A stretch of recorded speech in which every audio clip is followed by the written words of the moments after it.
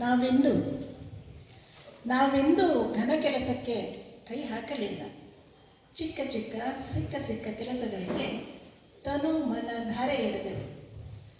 ಆಗಸದ ಚಿಕ್ಕಿಗಳನ್ನು ಅಂಗಳಕ್ಕೆ ಕರೆದು ಹೂವ ಸುಳಿಯೊಳಗೆ ಗಂಧ ತುಂಬಿದೆವು. ಜೇನು ಹುಟ್ಟು ಕಟ್ಟಿ ಜೇನುತುಪ್ಪ ಕೊಟ್ಟಿತು. ನಾವೆಂದೂ ಕೊಡಲೆಯನ್ನು ಹಿಡಿದು ಮರ ಕಡಿಯಲಿಲ್ಲ. ಸಸಿ ನೆಟ್ಟು ನೀರೆರೆದೆವು. ಮನೆ ಮಕ್ಕಳು ಹಕ್ಕಿ ಪಕ್ಕಿ ಹಣ್ಣು ತಿಂದು ನಕ್ಕವು. ಒಲೆಯನ್ನುವುದಲು ಗಾಳಿಯಾಡುವ ಪುಪ್ಪಸವನ್ನೇ ಮನೆಯೊಳಗೆ ಅಡವಿಟ್ಟರು. ഇരുಳೊಳಗೆ ನಿದ್ರಾದೇವಿ ಗೊರಕೆ ಎಳೆಯುತ್ತಾ ಗುಡುಗು ಸಿಡಿಲಿಗೆ ಸೆಡ್ಡು ಹೊಡೆದು ನಿರುಮ್ಮಳವಾದಳು.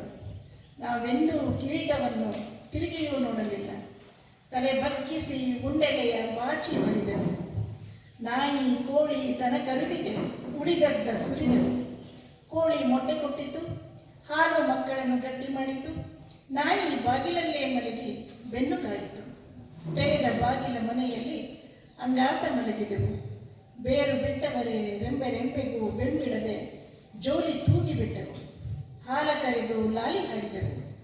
ಜಗ ತುಂಬಿ ನಗುವಾಗ ಅಳು ಹೊಂಚು ಹಾಕುತ್ತಿತ್ತು. ನಾವಾಗ ಎದ್ದು ಕೊಡಲಿಯನ್ನೆತ್ತಿ ಅಟ್ಟಕ್ಕೆಸೆದೆವು.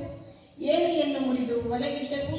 ಮರ ನಿರುಮ್ಮಳವಾಗಿ ಮುಸಿನಕ್ಕು ಗಾಳಿಯಲ್ಲಿ ಗಿಳುಕಿಯಾಡಿಸುತ್ತಾ ತಂಬೆಲರ ನಮ್ಮೆಡೆಗೆ ತಳ್ಳಿತು.